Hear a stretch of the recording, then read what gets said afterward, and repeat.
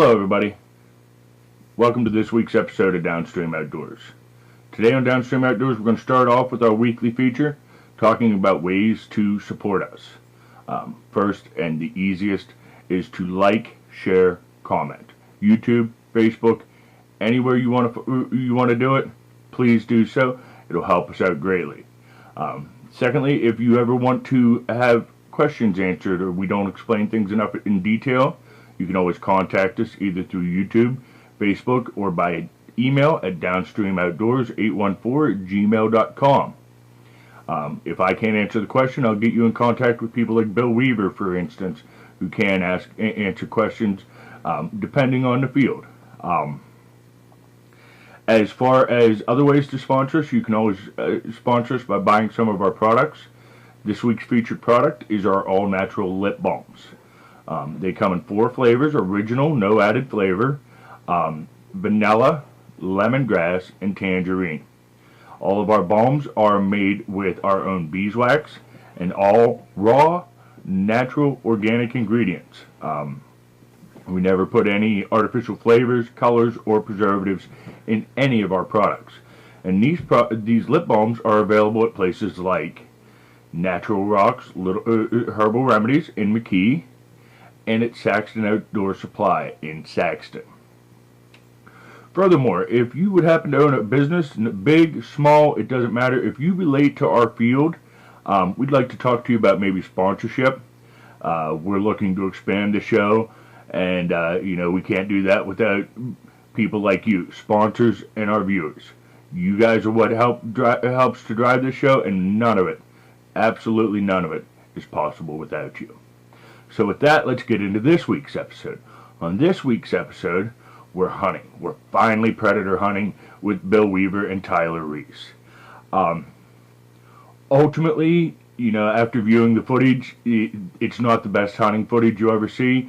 It's a lot of red light, but you'll see it. And then we'll come back and we'll discuss what went on in the closer.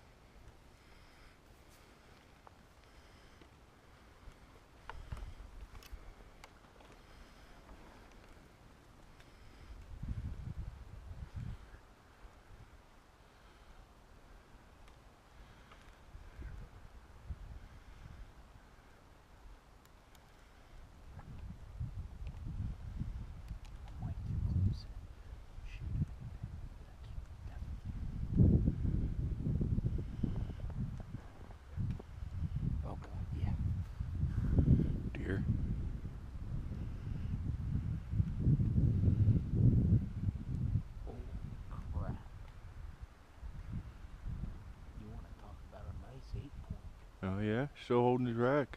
Oh yeah. Nice.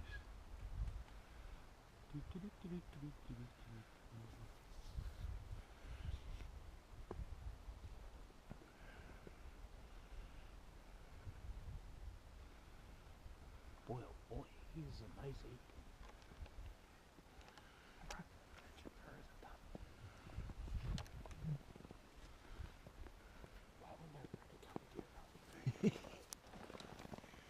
I'm betting he walks out on the trail right here ahead of us. If we can go in quiet enough, anyway.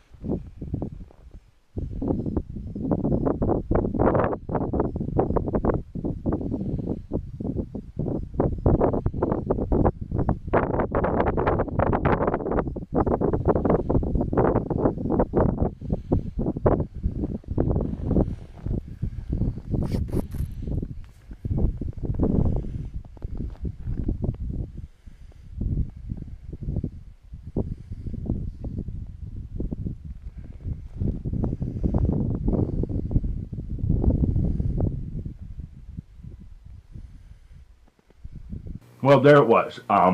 We didn't have a lot of action. It was cold. It was windy. You can see there was snow all over the ground. We did, however, see a really nice 8-point buck. I mean, really nice, and he wasn't all that far away from us. Bill actually made the comment that he'll have to go back there next season for buck season, try to find that big guy, because we know he made it through all the seasons. He's old, he's smart, he's the kind of buck you really want to hunt after. Ultimately, predators just didn't happen for us this particular night. We only ended up getting out there about an hour. It was really cold. And we have made plans to hopefully get back out here soon. It may not be this season, it might be next season, but we're going to do more of these predator hunting videos, and hopefully, we'll actually get a kill on one of these videos. Now, with all that aside, I want to thank Bill and Tyler. Bill, you know, he's a great friend. I've known him for a lot of years. I've known him since high school, ultimately, and you know, I just met Tyler when we were shooting these videos. Heck of a nice guy. Both very knowledgeable, and I want to thank them both for coming in and doing this, and I can't wait to bring them both back, hopefully, and do more videos here in the future. Now, with that, hunting and hunting rights. I wanted to stress to absolutely everybody, if you are hunting private land, I'm not talking posted land, private land owned by a private individual, whether it be a farmer or just a simple landowner, get permission and make sure they know when you're going to be in there. There's this funny little thing about gunshots in the middle of the night. They scare people. Gunshots during the day in our area don't really bother people too much. They're used to hearing it. But there's something about a gunshot in the middle of the night that worries people. First thing they do, they call the police, and then they call the game commission. And while you're not doing anything wrong, all those guys walking in on you while you're hunting sure can screw up a hunt.